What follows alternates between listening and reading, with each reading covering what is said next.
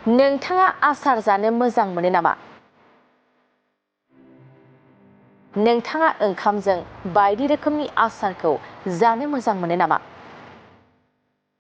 जुदि नोंथाङा ओंखामजों बायदि रोखोमनि आसारखौ जानो मोजां मोनो अब्ला सांग्रां जा।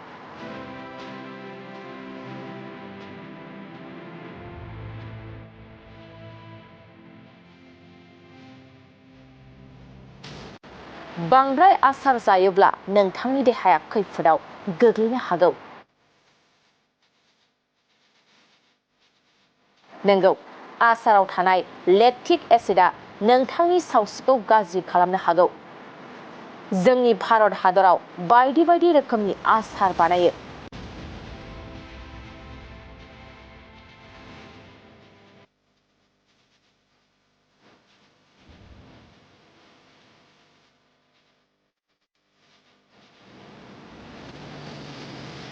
बेफोर आसारखौनो सुबुंफ्रा पराठा, रुटि आरो ओंखामफोरजों जानो जोबोद मोजां मोनो। नाथाय आसाराव थानाय लेक्टिक एसिडआनो नोंथांनि सावस्रिखौ गाज्रि खालामनो हागौ। लेक्टिक एसिडआ मोनसे गाहाय अर्गेनिक एसिड जाय जोंनि देहायाव थायो आरो थैयाव मोननाय जायो। बेयो जोंनि देहायाव थायोब्ला फुंखा महरै खामानि मावो।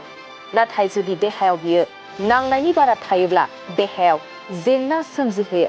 बांद्राय लेक्टिक एसिडनि जाहोनाव देहायाव अक्सिड'सिस जाहोन जानो हागौ, जेराव थैनि pH थाखोआ गाज्रि जानो हागौ। अक्सिड'सिसनि जाहोनाव गोबानाय आरो बिखानि जेंना सोमजिहोनो हागौ। लोगोसे बियो देहायाव लोरबांथि, गोबानाय, सानाय सोमजिहोयो। आरो बांद्राय लेक्टिक एसिडनि थाखोआ गोजौ थै नारसिनथायखौ बांहोनो हागौ। बेनि अनगायैबो बियो उदै सानाय, गेस बायदि जेंनाफोर सोमजिहोयो। बेनिखायनो देहाखौ गोग्गो लाखिनो थाखाय पराठा, रुटि आरो ओंखामफोरजों आसार जायैया गाहाम।